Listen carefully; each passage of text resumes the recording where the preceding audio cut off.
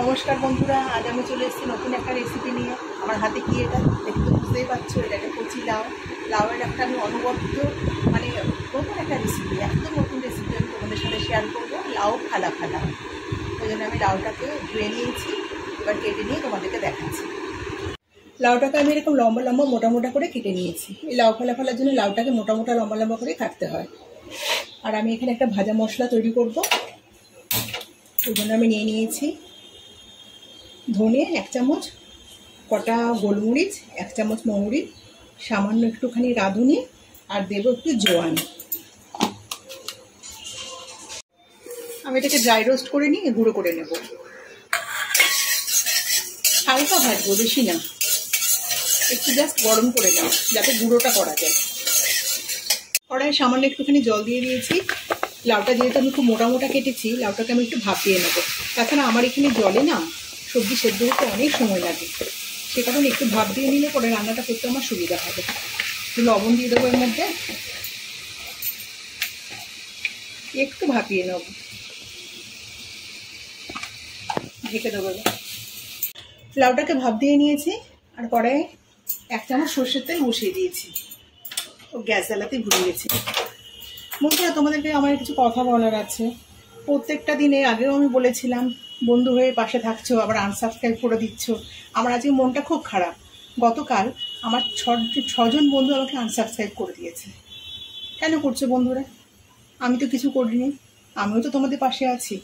আর আমি যতটা পারি তোমরা যেটা ভিডিওটা ছাড়ো, যতটা পারি আমি দেখার চেষ্টা করি।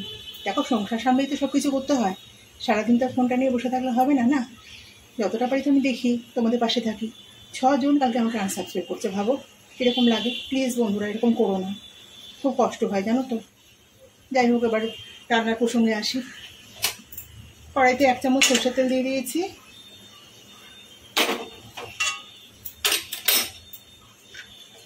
এখানে ফোড়নে দেবো, ও শুকনো লঙ্কাটা ফাটানো হয়নি, একটা শুকনো লঙ্কা, রাঁধুনি, মৌরি, তেজপাতা, শুকনো লঙ্কা, এটা ফোড়নে দিয়ে দিলাম। একটু ভাজা ভাজা করে নেবো ফোড়নটাকে। এই রান্নাটা গরম ভাতের সাথে খেতে এত ভালো লাগে, কি বলবো, ভীষণ সুস্বাদু রান্না।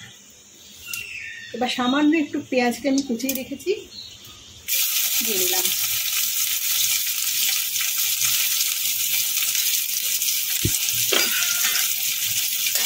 পেঁয়াজটাকে একটু হালকা করে করে নেবো, ভেজে নেবো।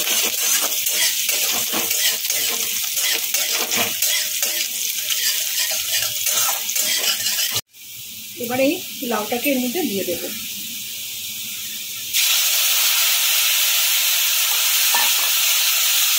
দিয়ে দেবো পরিমাণ মতো হলুদের গুঁড়ো,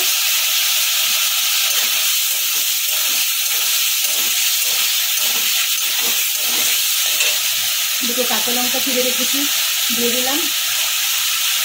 সামান্য একটুখানি লঙ্কার গুঁড়ো দেবো।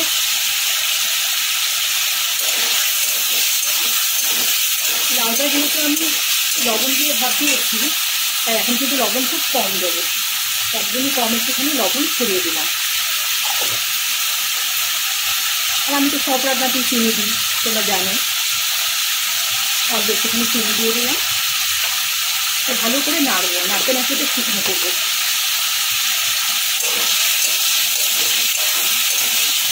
লাউটা দেখি প্রায় সেদ্ধ হয়ে এসছে, আর একটুখানি সেদ্ধ হবে। গ্যাসটাকে সিম করে এটা সমানে নাড়বো, নাড়তে নাড়তে কিন্তু এটা সেদ্ধ হয়ে যাবে। যে ভাজা মশলাটা আমি তৈরি করেছি সেটা এখানে ছড়িয়ে দেবো, একটু বেশি করেই দেবো, দিলে কিন্তু স্বাদটা খুব ভালো হবে।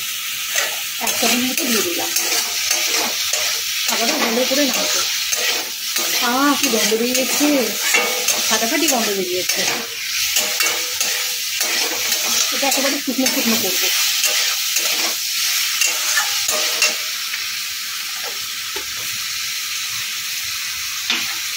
আমার রান্না কিন্তু প্রায় হয়ে এসেছে, আর একটু টানিয়ে নিয়ে আমি নামিয়ে দেবো। বন্ধুরা, তোমাদের বললাম বলে আবার কিছু মনে করো না, খুব দুঃখতেই কষ্ট পেয়েই কথাটা বললাম।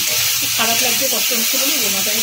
তোমরা তো আমার বন্ধু, তোমরাও আমার পরিবারের একজন, এখন একে বলবো না, কাকে বলবো বলো?